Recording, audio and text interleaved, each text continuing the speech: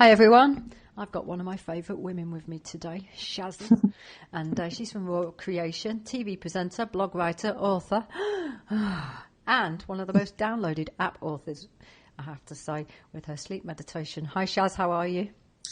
Debs, so excited to see you. Well, we just talked, didn't we, on actual video, so I did see you. But yes, very excited to see you and speak to you. Very good, yes. And we've got matching headphones. I know. Like We Princess just look Leia. like aliens. It's our Star Wars moment. Hey, Debs, we can pretend we've got a life and we're going to a silent disco. Whoa. I could do that every day, don't worry. I'm just taking my superfoods. I live my whole... If you talk to my other half, he thinks I live a silent disco every day. Your little sparkly shoes on. Just click, and then we're off somewhere else. Yeah. So how's life at the moment? Oh, well, it's a little bit hectic. I've got some quite stressy family stuff going on. You know, usual stuff, people being ill because we're fed a pack of lies when we're younger and we eat the wrong things and we do the wrong things and and consequences. But you know what? I've just been spending the last week sorting myself out, going, I can't do anything about what's going on with everyone else, but I can still make me sane.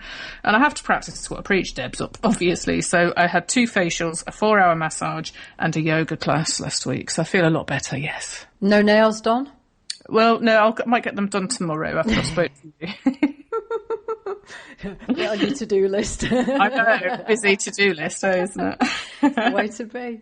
Now, I've noticed in your latest blog that you've got a beard. Is that permanent, or is it just an app that took Photoshop into the hipster look too far? Yeah, it was. I was experimenting with some new selfie apps, obviously for professional reasons, so that I can help my clients get professional-looking pictures without paying the prices. So I thought, yeah, let me see how far I can take it, and I did. I edged into hipster world with my beard, but luckily I've shaved it off now, and I'm back to normal. So it's nothing to do with your testosterone levels. I'm of that age. Sadly, we all get there eventually, I find. Squeezes in every bathroom.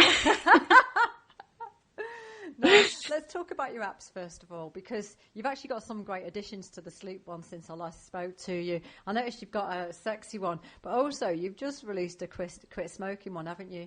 Oh, yes, the quit smoking one. I did. I've released 2 new ones, actually. One's quit smoking, which is at the moment as free. Don't know if we're going to keep it that way. And then there's another one called Stress and Anxiety Free, which I think I should have been listening to myself the last week.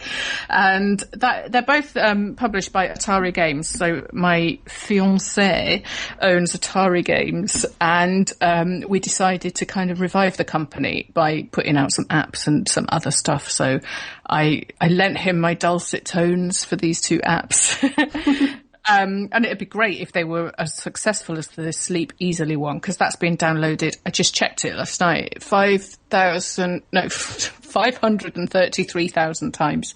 So over 500,000.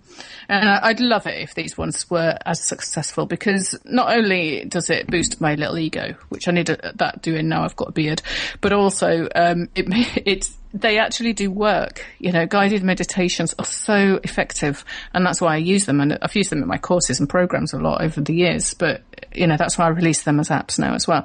They actually are really effective for people. So, you know, can you imagine actually coming off sleeping pills? Can you imagine actually getting rid of your stress crutches like alcohol and other recreational activities? And Don't tell everybody I'm on them. Can you imagine stopping smoking and saving all that money, saving your life, and you know, having your children not worry about you dying of a smoking related illness? One of 2 do that actually who smoke. Can you imagine all that, you know, just by listening to a guided meditation with me in my best voice, not this northern voice that we get together on, but you know, this one that quite calmly and firmly allows you to sink into deep relaxation. I'm going to have to wake up now, you know that. Why do you think they are so popular? It's really hard to know. Like, from an energetic perspective, I just think the right things always happen.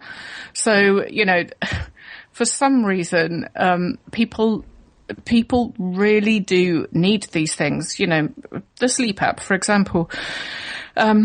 What are the alternatives? Taking drugs that are likely to, you know, harm you, become habit forming, and can also even actually kill you. But, you know, that's the medical alternative. I don't believe that that's actually an option at all for anybody who's sane. You know, and then there's stuff like herbal remedies to help you sleep. But again, I've tried those and they don't work for me. So they're popular because they work. You know, the things that I've done that have worked have become popular. And, you know, we've all had a dud product. I've published enough products to know that not everything is popular, but, you know, these ones, they work. That's it. They work, they're simple, they're easy. In fact, like the sleep one, you can get it for free. So people are probably thinking, well, why not try it? Should we be listening to both the sleep one and the stress and anxiety one? Because I find that most people who are stressed and anxious have actually not got very good sleeping patterns either. I would listen to both simply for the variety. The stress and anxiety one, I've put in some nice, amazing visualizations that you have to go through while you're listening to it. So whereas the sleep one really is just there to kind of relax you enough to get you to sleep, the stress ones are there it's really creative. You know, you end up in a special world with a special animal, and you write down all the things that are stressing you out, and then it all gets hosed away by your special animal. It's all really lovely.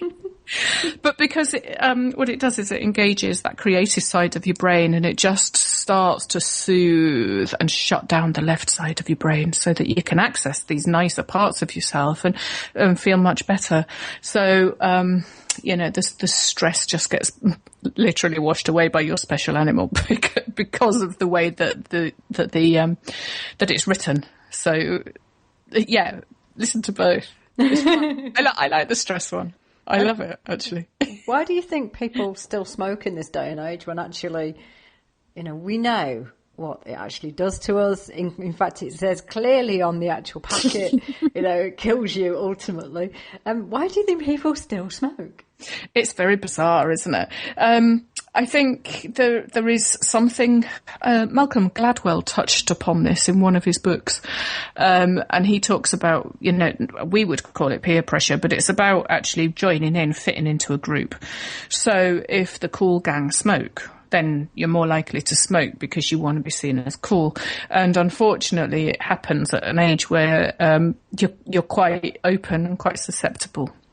So I think that's actually what causes people to start smoking. But, oh, my God, let's just get them off it. Let's get them off cigarettes. It's absolutely horrendous. You know, nobody should be smoking, like you say, in this day and age. No, and it's a shame, you know, in many respects. These, you know, I remember my naturopath, I say this over and over again, my naturopath used to, when I used to show up to see her, she'd say, have you started meditating yet? And I'd say, no, Jean, just patch me up and get me back out again. And I used to treat her like a paramedic on the side of the field.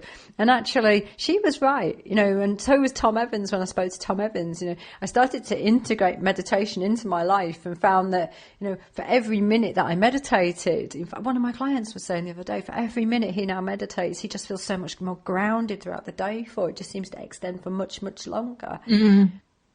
It's true, and there's that funny saying that says everyone should meditate for 20 minutes a day, unless they don't have the time, and then in that case you have to make it 40. Because it seems to extend time. It's a very interesting phenomenon. Yeah, I know how, I know how people are. People do have busy lives, and people have things that they've got to deal with and stuff like that. And this is why I kind of squeeze guided meditations under people's noses, because it's actually an easier thing for them to do. So meditation, it takes a discipline, but a lot of people are not actually willing to attempt. But it doesn't mean then they should throw the baby out with the bathwater. So guided meditations are actually a really amazing way of doing a meditation without having to try and count to whatever without breaking your thought process. You know, it does it for you. And guided meditations actually change, you know, the frequencies of the brain. So they're proven to work in the same way as meditations. And they're just easier. They're easier for people these days to do, you know. And that is a really important point there, actually, isn't it? Because people will tell me, one, in regards to sleeping, they can't quiet their mind. And so they struggle to remove the chatter, which is constantly going round and round. And then they just can't bring themselves down. So actually what guided meditations do is allow them to focus on something else, isn't it? It's a bit like focusing on the candle flame. Yeah. But the candle flame's talking really loudly in both your ears in a funny hybrid northern southern accent. So you can't help but actually listen and actually just focus on that. It's like everything else gets dissolved while you're doing it. They're very powerful. Yeah. And I call them northern dulcet tones. Everyone needs northern dulcet tones in their life, Debs. I know. As soon as someone shows up on my show and they're from the north, I realise that I become more northern. Yeah, immediately. Yeah, so do I. And when I talk to my mum. Oh, it's funny, isn't it? Just pops out. Now the Passion E-zine is back. Yay! I've noticed. Yeah. What's your main focus in that? Why did you bring it back? Why did I bring it back? I retired when I was 43, as you know, because I sold my business and paid off my mortgage and did all these things and thought, well, I don't know what I'm going to do with my life, but I'll just take a bit of time to figure it out. And so I did take a bit of time. It took a little bit longer than I thought because I got hit by a lorry. Figured that whole thing out. And then I'm just thinking, I want to give people what I used to give them, but not just focusing on food. And I think what I gave them excitement about life. I gave them positivity. I gave them revolutionary ideas. And I gave them hope. And a way of actually being able to make change without having to make radical change in their own lives, so they didn't have to become meditating monks that live up the Himalayas. They could actually open their minds and their lives while being the person they are. So, housewives, mothers, working women and men as well, because apparently some of my clients are men, not many. So Passion used to offer all that, but with a real strong sort of food perspective. So I thought what I'm doing now is helping people start their businesses. But I've got a lot of legacy products and I've also got a lot of legacy stuff that I still want to talk about, So I thought, well, I'm going to bring Passion back, but it's going to be life and business mastery.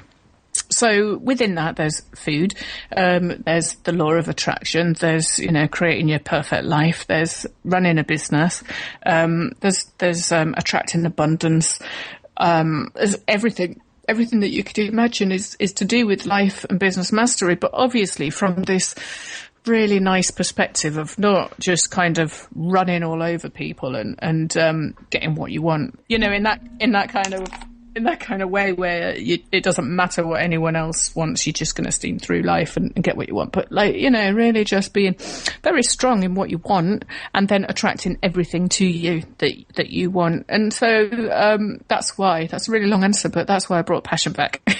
Right. So in effect, it's not just about food anymore. What you're seeing is that a good quality life isn't just about getting the food right and having, what's in front of you on your plate. It's actually, which a lot of my, clients actually believe that if that's the only thing you do, then everything else will fall into place. But that's not the case. What you're saying is you're now bringing in all the other aspects of the lifestyle pie, which is about mastering, how you live your life.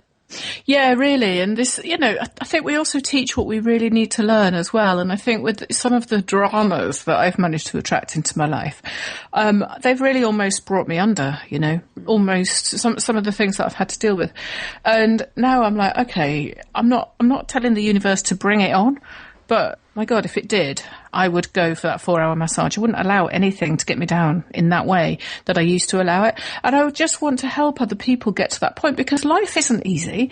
Whoever says life's easy and just have to be in the flow, I think in cuckoo land, life just gives you what it gives you, right? And maybe it gives you what you're asking for or what you want to see as signposts so that you can develop into the greatest version of yourself. Who really knows? I think it's different for all of us. But the one thing that you can always affect is your state of mind.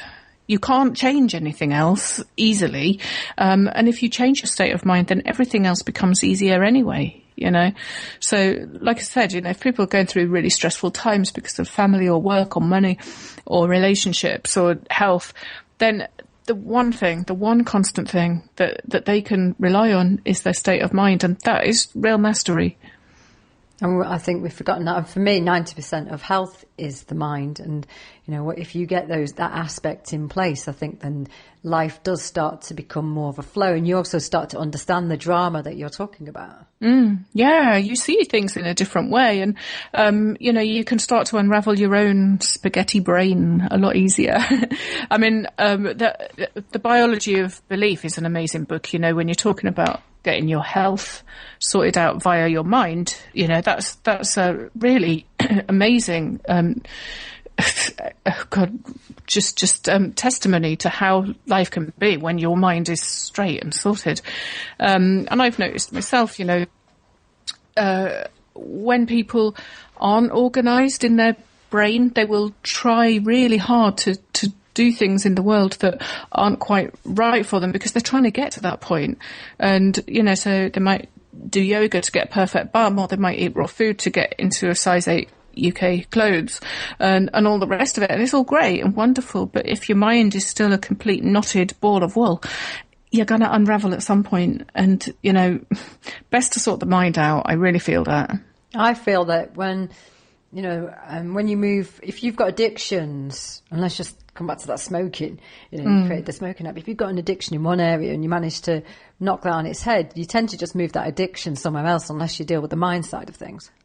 That's exactly right. And addictions are such interesting things because, you know, the research that's being done on them is basically most people that are left to fend for themselves as children and don't have feed on demand or cuddle on demand or, you know, sleeping with their parents actually suffer from a type of post-traumatic stress disorder where a part of their brain detaches. And those are the kind of people mostly that will end up being addictive or addictive personalities or addicted to things when they grow up. And the addictions might be different. Smoking, drugs, gambling, sex, working too hard, you know, being a workaholic, obsessions and things like that. So whatever they're addicted to might be different. But the actual fact is that a part of their brain is no longer functioning. And it's the same as when someone has real post-traumatic stress disorder. So, you know, there's a few things that people can really do to resolve that. And one is absolutely just self-inquiry. You know, self-inquiry is one of the best things. Iboga plant spirit is known for treating post-traumatic stress disorder. Neurofeedback is also known for doing it. So, you know, the American Army use this to get soldiers back onto the streets quicker. So I'm not sure it's the best example, but it works. And it works a lot better than any kind of drug that has ever been introduced or used. And then vibrational healing. But, you know, those are probably the things that you can use to really fully address the root cause of addictions. And within that, you know, things like guided meditations are part of the medicine that people can start to use because it does bring awareness to the brain. And if at some point, if you can actually fully see yourself, then that's being self-aware. And that's when really every single thing is an absolute decided action rather than a reaction based on stuff that's happened as you know, when you were a child. So that's where we want to get to, hopefully. And is that research only saying that post-traumatic stress will have been only from childhood? Because the reason I ask is that nowadays I was reading a piece of research where there's now post-traumatic stress disorder being seen from things that have been watched on television. No, it's not only from childhood, but what I'm saying is that it's one of the most likely roots is from that. It's from lack of love as a child, you know, lack of getting what you need for survival. Something just detaches in your brain. So yeah, there are obviously other times that people get it, and war is one of the most extreme times. Abuse is another one, and like you say, there are things that happen in TV shows that called startle effects. So those are put into TV shows to keep children watching. So it stops them going into that zone where they're actually not even watching it. So they bring them back. And I don't know how many, I think it's something like 12 an hour or something like that they put in, which keeps keeps them in that sort of state of kind of fixated and horrified. I don't know. I just think it's absolutely awful. We think how many hours kids under the age of 3 are watching TV. It's horrible. I don't know how it's even legal. But it's not just television now, all these mobile devices. I know. And it's, all they're going to do really is copy their parents, isn't it? And which ones of us don't walk around with a phone in our hands? I use mine for a torch because I live in the middle of nowhere. So, and I obviously use it to connect with people. I use it for email. I use it to make hipster beard apps. Constantly. But, I think my daughter's generation was the last lucky generation in that phones weren't actually that, well, they were around, but they weren't that good in those days, Yeah. So my daughter's 11 and she's got a phone because she needs one for school in case I need to pick her up. And she's got an iPad because she has to do certain bits of homework on something. I don't want to run my Mac. I'm like, get off, and she's 11. But when she was a kid, she didn't watch any TV till she was 3. Like none, never. And, there was nothing on my weird Samsung that would have interested her, It was only when iPhones came out, really, wasn't it, that everything changed. Mm-hmm.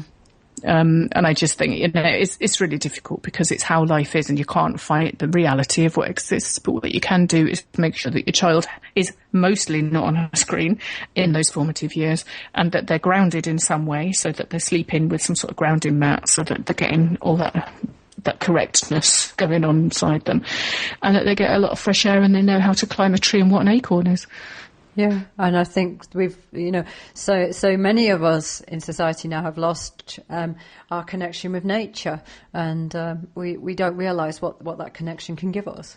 Well, also, I don't know if you saw it, but the Children's Oxford Dictionary has just taken out a whole heap of words, like I think oak tree, acorn, squirrel, brambles, like all these really key words that children would need to know because that's the world around them, and they've added in things like search it up or whatever, or Google, and all these things. It's really bizarre. I don't know who's made that executive decision, but my God, I'm just really glad that my child was slightly before all this. She's got it now, obviously, but the formative years weren't this, and I kind of feel that sort of. I can feel the angst that parents are going through where they want their child to play out, but most children aren't playing out. So therefore it's more dangerous for their child to play out. And also there's not really hardly anyone to play with. I don't know. It's probably part of the cycle of life. It'll change again. And it'll be nicer again at some point. See, I live in a country where the kids are still playing out over here. They're still doing knock and run, much to our disgust. But anyway, they're still doing it.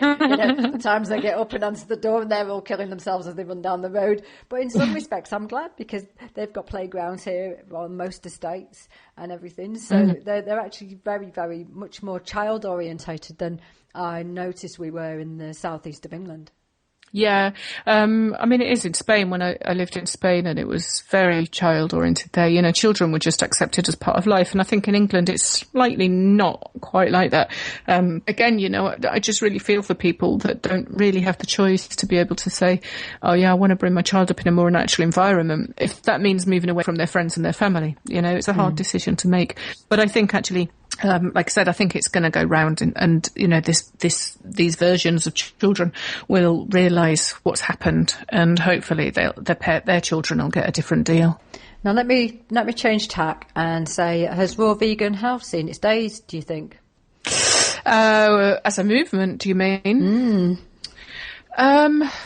It's not like it was, is it, Debs? No, it's just because I asked you because as someone who was on the forefront of it with David David Wolfe at one stage, paleo seems to be the new kid on the block, and I'm seeing that a lot of raw people, particularly those who are coming to me who weren't there because of animal rights, were just there because it was a movement and for health.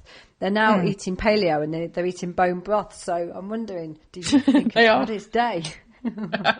I know it's from the sublime to the ridiculous, whatever that really means. Well, it means exactly that. I mean, it is ridiculous because who knows? I've never been a caveman, so I don't know if that was ever my diet.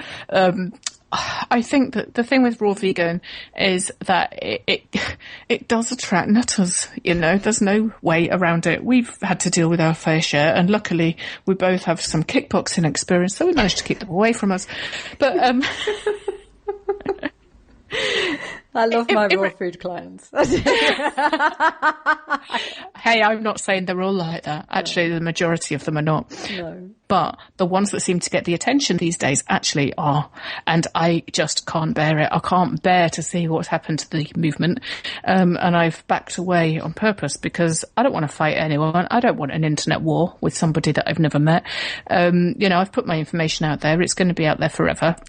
That's that, and I stand by everything that I've ever written because possibly the most unusual raw food author in that I often said, if this doesn't work for you, then you're going to have to try this, which either wasn't raw or wasn't vegan or wasn't pure. And, you know, I put my neck on the proverbial chopping block and got all the purists going, but you can't eat olive oil, you can't have supplements, they're not raw. And I'm just like, look, what we're trying to do here is find paradise health, and not be little versions of Hitler telling people exactly what they should and shouldn't be doing with themselves. So, you know, my whole perspective on it was do what you can, do what makes you feel great, and just keep checking in with yourself, you know, because if you become deficient in something like B12, it could be irreversible and you might end up with like some sort of weird neuropathy. And, you know, just because someone on the internet who you've never met says it's not right to be taking B12 supplements. So, you know, I just think that actually we were, I don't even know if the word pioneers is the right word, because there was a generation before us, like Anne Wigmore, Victorious Kulvinskas and people like that. But, you know, we created our own vibe and it was very strong, and a lot of people got switched on to raw food as a result. But I think what's happened now is it's kind of been assimilated by the mainstream, which is beautiful. So there's David going off doing his NutriBullet adverts, which is bizarre. Seeing one of my best friends in my living room on the TV, I'm like, what's happened there? That's weird. What is bizarre, Shaz, is that when I say in a presentation to a group of like 50 to 100 people, how many of you got NutriBullets? And I'm in the middle of nowhere, and most of them raise their hands, and I'm like, David, I'd be proud. Because most of them have got NutriBullets. Could you imagine saying it's that like good. a few years ago? I know, but can you imagine if you said, do you eat lettuce? You know, it's changed. But I think that, you know, this is the thing. I wanted to make change. I wanted people to take full responsibility for their own health and well-being, because I know that that's an area where we get very disempowered as people. And I did my job. I did what I wanted to do, and I got out, you know, about 3 years ago, and that was it as far as I'm concerned. And it's weird when I started thinking about what do I want to do next in my life, and I kind of had a look on the internet, and I'm seeing what's going on now, and I'm like, oh, Jesus Christ, I'm not going back into that. It's like a lion's pit. It's weird. You know, it's just horrible energy. So I just think, it hasn't had its day. It's attracting different people, and I don't want to be doing something that's attracting people that have got eating issues. You know, I want to do something that attracts people who are really into creating their most divine, amazing, awesome life. I always saw a lot of people in, you know, around raw foods, when I was very involved with it, that it did attract people with addictions. But then, you know, from my own experience in front of my clinic now, anything that is just one focus in regards to a diet is often linked with someone who is carrying some form of eating issue with them, or other personal issues with them. And what it does is it allows them to control much wider what's happening in their life. So it's all about control to a certain extent. It's the only thing they can control. So it's like anything for me. It's like anorexia. Yeah. So it just becomes another form of control, and it's one that they can control. It is. It's like when I said earlier about, doing yoga so you get the perfect yoga bum, or being a raw foodist because you can fit into size 8 UK clothes. It's that. It's exactly that. And it's not the thing that makes you feel great in the long run. There are fantastic side effects to doing all that. But if you haven't unraveled your mind, it's never going to be enough. So, you'll do it for a bit and you'll feel great, but then the old stuff will just resurface. It'll just come up in your brain again, and you'll look for another thing and another thing and another thing. And you get these people that live a really destructive life with drugs, and you get people that do the exact opposite, but they're all addicts. And underneath, they're coming from the same place where there's a massive issue going on in the brain, and unless that's resolved, it'll just keep manifesting in these extreme behaviours. So now you've shifted your focus away predominantly from foods, and now you're integrating it into this life mastery system, as you're talking about, and this business mastery system. So what would you do if you were rich? What would I do, or what? Yeah. What would you do if you're rich? Because that's part of, I've noticed your new advertising and marketing is very focused on making your million. So, your first million in your business. So what would you do if you were rich? I do what I do.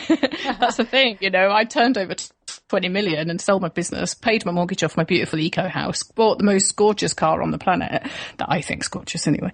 And, then I just only work what I want. So that's what I do. I've got a jacuzzi in my bedroom. I've got a disco spring water steam room.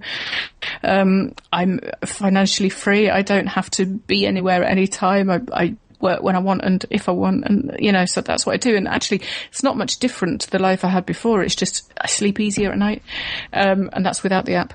And so it's actually I think what people would do is kind of what they really do anyway, but they get themselves in debt to do it. So if it's someone that likes holidaying all over the place, then they would continue doing that. But that's not really me. I like to be at home. I like to be there for my child, when she comes home at night, for a mum to be here. I like to spend time with my man and the dog, and just fanny around, really. Go swimming, go to the steam room, and buy the best food that I can afford. Obviously it's all organic and amazing food. Sometimes get somebody to make something for me.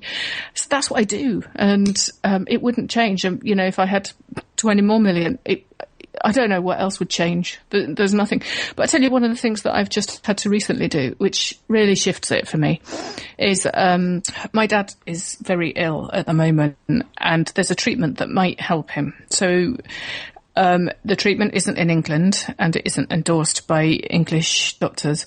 However, it is in Germany, and I've paid for him to go over to Germany and have the treatment, which is £12,000.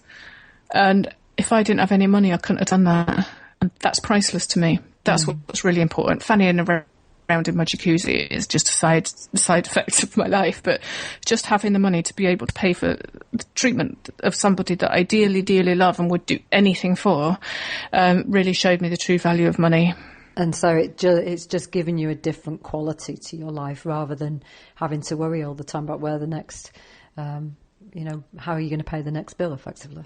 Well, it's that, but it just gives you options, Debs. It means, what do I want to do today? I can wake up genuinely for the last 3.5 years, every day going, what do I want to do today? And this is not to say that I'm never going to be useful or effective as a member of society. In fact, I am, because of what I'm doing now. But it's just choice, like having a complete and utter choice as to what you want to do in a day. We hardly ever get that option, because we have the daily grind and we have other people that we're putting in front of us and all the rest of it. But this is what I'm saying. If I'm really plugging life and business mastery, I've got to live my truth. I've got to live this and, walk my talk. And that's what I'm doing. So every day I wake up.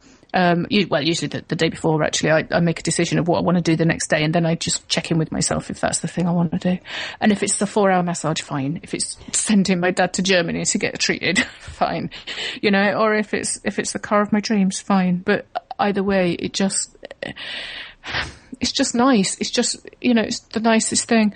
And I'd rather me spend my money on organic food than some other greedy old bum somewhere else spending it on pharmaceuticals and pesticide food, In your blog, one of your blogs, it says, take a reality pill, play big, earn big, receive big, give big. I see lots of this play big and, get your big pants on and everything. But actually, truly, what does that mean? Because for me, my freedom has been hard won to a certain extent. And, I had a dream, though. And I had a dream that it was to walk my dog in sunlight every single day. So I never had a money dream, and coaches find this really difficult with me, because when I decide to take the business to another level, they say, what's your money goal? And I'm like, well, I just want to walk my dog in sunlight. And because that actually means a lot to me, because when you have to work, you actually, in winter in particular, you leave way before the sun comes up, and my job I did, and then I was coming back afterwards, so I never got to see my dog most of the time. And that's actually what I truly wanted. I wanted to be able to walk my dog through the mountains as it is, or through the forest and the fields. That's actually what I want. And on the back of that, I've gained a thriving practice and other forms of income and stuff. But my main goal, as always, is to allow myself to do that. So what truly does play big, earn big, receive big, give big? Because I actually don't feel that I do that. I think I play pretty small on the whole. I keep it all under the radar. I have some big names as clients, huge names as clients, but actually I keep it all pretty much under radar. I would if I were you, Debs. Absolutely. But what does that mean, take a reality pill, play big and everything? I think actually you're not too far away from doing what it actually means, and that is having a goal that is so personal to you, that is the thing that would really make your heart feel completely happy. That then you're going to do whatever you need to do to put things in process to achieve that goal. And it was my goal to be here for my child, not to get a nanny. That was one of my goals. Another one of my goals was to be able to pay my mortgage off, so I felt safe. So to get there, how do you get to pay a mortgage off so you feel safe? Not by having a 9-to-5 job normally, right? So to get there, you have to think differently. So you have to start thinking, what do I want, rather than what do I have to do? And when you get to the what do you want thing and you really start looking at your goals, then all the have-tos just fall away eventually. They just fall away because you're living in this slipstream of life that very few people actually get to do. It's like a secret superhighway, and at that point when you're doing that, you're attracting everything into your life that conspires to help you, because it's pure, it's coming from your heart. And you attract the right people and circumstances, and before you know it, you're at the helm of something so much bigger than you could ever have imagined, but it's steering you towards your goal, no matter what your goal is. So how are you helping people with, what have you produced that's then helping people, or how are you helping people to do that? Okay, so obviously in the past I've really helped people with empowering them with their food choices so that they could take responsibility for their own health and well-being. And now what I do is I help people start businesses so that they can sometimes discover, or if they've already discovered, then they can bring their vision of love to the world, so they can unwrap all their gifts, and I help them and find ways for them to unwrap them and deliver them to the world. And then they can shape the world according to their vision of love, which is absolutely beautiful. So it's like somebody helping a version of what I used to do, but then helping several people doing that. So more stuff shifts in a much faster way. And the people that I work with are not your average business people, There's yoga teachers, healthy food chef trainers.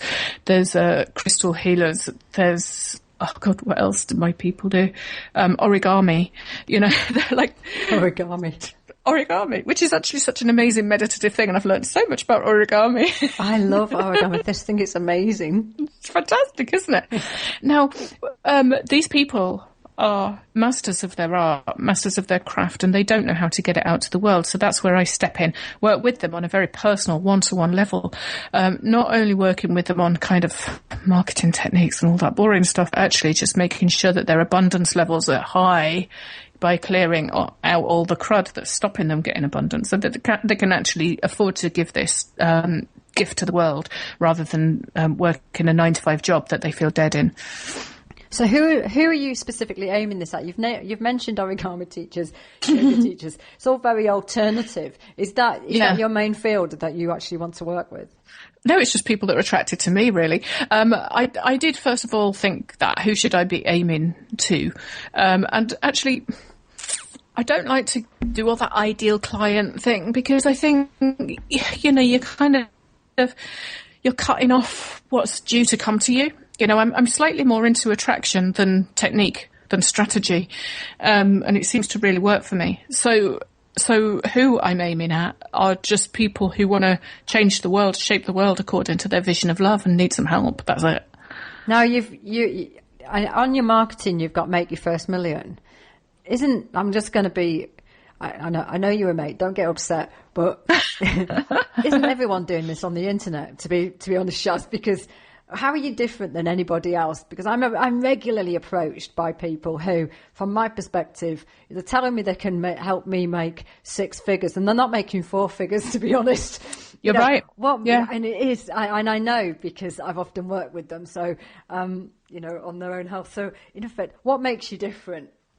Okay, so there are this group of people who seem to be coaches, and bless them, they're doing what they can to earn a living, and yet they haven't had businesses before. They haven't made $1 million. They haven't ever achieved, like you say, anything more than 4 figures sometimes even less. Or they've had like a little quick bang of success and then try and trolley that out to the masses and call it their system. And I just think, oh God, it actually frustrates me. I think everyone's got a right to offer this stuff, but really, if you're not offering it from a place of complete and utter authenticity and knowledge and having achieved it in the first place, then really you're conning people. And, it doesn't matter how you dress it up, but I do believe that's the case. So, I turned over a lot of money and my time, and I ran my business for 12 years and then I sold it. So I had an exit strategy and I retired age 43. I don't know if any of these people that you're working with did exactly the same, then I would say that they're living in their authenticity. But if they haven't, and they're just coming from a coaching course that's told them how to tell people how to make money so they can make money off of it, then it isn't real. It's MLM. Yeah, and sadly, yes, MLM. Don't even get me onto that subject. In fact, you have got me onto that subject matter. Oh my God! I'm going to edit this moment out. I cannot talk about this. I'm seeing a real energetic shift, and have been for a while, with women. And it seems to be that women are coming into their own online and on business and everything. And they're really finding their feet energetically. Is this just me, or, are you finding the same thing? It has shifted a lot recently. And I think the main reason it's shifted is because we can work our hours around our family if we have internet that works. So... So having to go to care and things like that, someone to make the food, or buying a slow cooker, or whatever it is that you do to make things work, you can actually sit at your kitchen table and make money. And if it works an absolute treat and an absolute dream. But I think there's a lot of confusion and a lot of rah, and a lot of people that are saying you can make money, and you actually, given the advice that you're getting, are not going to do it. So where are they getting their money for these training courses? Not too sure. I really hope that it helps them when they do it, because it's hard running a business. Most businesses fail within the first few years. You've lost 90% of businesses. I think only, is it 98% of businesses? Within 3 years.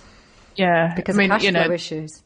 Cash flow. And if you're not taught that, if you're only taught how to do social media, you're really going to run into problems. And again, this is one of the things that I help people with. It's like I kind of do a bit of an analysis, and a lot of it's a bit of a emotional analysis on them, and I figure out where their weak spots are, and I plug the holes, and I make them really look at themselves, because if you've got someone that wants to be a business person and there's one thing missing, they're not going to see it. But when someone else can see it, spot it, and help them deal with it, then they're going to be more likely to succeed. And I really wish for everybody to be able to succeed. I know it's not always the case, because it's not everybody's destiny. And I think that it's nice that women are coming online and they're feeling empowered to do so. I just in a way that actually works rather than this kind of little fake thing that we've seen.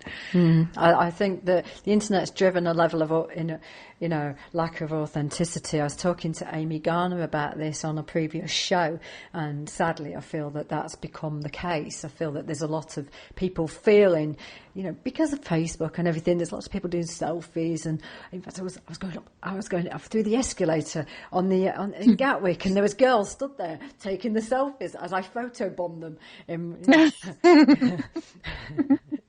late 40s doing the whole peace sign behind the wall, thinking sometimes you just never grow up. And as I go past them thinking I'm all rock and roll, and they probably think, look at that old woman passing. Yeah. But seriously, I think that we now feel that we have to share the best moments of our life and pretend it's much, much more than it is, rather than actually just saying, this is who I am, and having I want to actually just improve and develop and see where your life goes and drive it to be the best you can be, rather than what you think you should be. I think Facebook's a really weird thing, isn't it? It doesn't seem as popular as it used to be. I think people are bored of having to pretend they're okay and happy, when really most people are stressed out due to money or relationships or parents being ill. What I mean? And I think that people have realised that broadcasting information doesn't really make them feel good, but what really makes them feel good is real connections. And so Facebook has that place where they can make real connections, but it's generally not in that status bar. It's in other parts of Facebook. So I think people are using it in slightly different ways now. And, if we all wrote a book on our lives, wouldn't we put the gritty stuff in? Yeah, we would. But do we want to broadcast it to our aunties? No, we don't. It's just the medium, I think. I don't think it's anything more sinister or weird than that. No. I don't want to wash my dirty linen in public. Exactly. Yeah. Because the next day, it's actually, you look back and you think, oh God, what did I do that for? And you try and take it all down. And people are going, where's that post gone? Are you all right? Have you been kidnapped? Shaz, it's been great to speak to you today. I know you've got a freebie for the audience, so tell everybody about that and how they access your new programs that you've got. All right. So, woohoo. So for anyone really who just wants to kind of get into some kind of self-coaching, self-inquiry around how they would be with their business goals, and you can actually use it for life goals as well, just use different words when you're listening to it. I've done a nice 45-minute video, so you can kind of learn how to set and achieve your goals, and hopefully if you listen to it to sink in and make sense, how to move from being somebody who's just dreaming about starting a business or dreaming about bringing their gifts to the world to actually someone who's doing it and to doing it successfully. So I'd like to offer that to your people, and all you need to do to get it is just go to growyourfirstmillion.com. That's it. That's easy enough. And do you want to give them Shazzie's blog? Shazzie's blog. What, my website, do you mean? Yes, please. Oh, yeah. So all my up-to-date stuff is on shazzie.com, SHAZZIE.com, or if you're in America, SHAZZIE.com. Okay, cool. And how do they find the apps? If you just go to the App Store, iTunes, and just put in Shazzie. And that's it. I've got about 11, yeah. Wow. So, and I'm gonna take a deep breath. And where did they find the book, Shaz? Which book? Which one? Detox Your World. Oh, Detox Your World. Amazon. Woohoo! Right. Woohoo! That was easy enough. Published in the UK and the States, so it's slightly different, with depending different on covers. Different publishers, different covers, different metrics, different measurements inside. And, changed ridiculous words like high street to main street just so it makes sense in America. Shaz, as always, it's always cracking to speak to you. Oh, Debs, it's been an absolute pleasure. You've really cheered me up. Yeah. Yay! And thanks for coming on. I appreciate it. Oh, thank you, darling. Lots of love. Big squeeze. Okay, bye-bye.